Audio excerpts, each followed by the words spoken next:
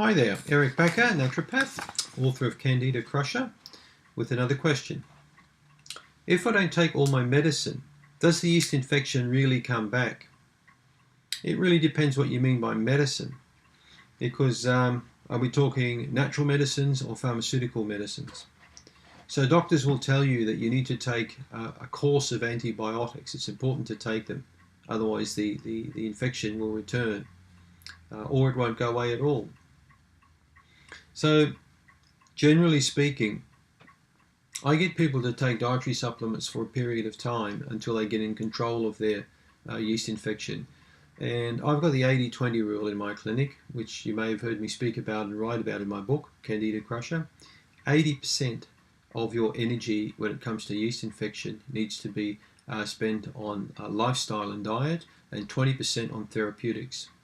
So with therapeutics, I mean specialized foods which inhibit and eradicate bad bacteria and yeast. And in this 20% also, we've got various dietary supplements which are going to be highly beneficial. So people often say to me, how long do I need to take these things for? And I say, as long as it takes, as long as you get in control of your Candida yeast infection. And for some folks, that could be 4 weeks. And for some, it could be 18 months. So it also depends on how bad you aggravate when you take a supplement. I'm not a big fan of having patients aggravate. So if a supplement aggravates or a medicine, you take less. If it doesn't aggravate, you can maybe take a little bit more or increase the frequency of the dosages. So there are quite a lot of variables here. On subsequent videos, I'm going to talk a lot more about the key foods which inhibit yeast. For example, oregano, I think American people call it oregano, yogurt, various kinds of yogurt, coconut oil. Again, there's oil, there's cream, there's various types of coconut products. And there are a lot of other herbs, like clove, for example. Clove's very good.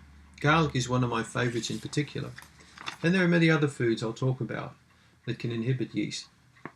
So, if I don't take all my medicine, does yeast infection really come back?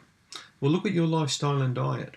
If they're all conducive towards eradicating an infection, and you're not getting the right results by taking, some type of therapeutic, you'll need to stay on this therapeutic. It shouldn't come back.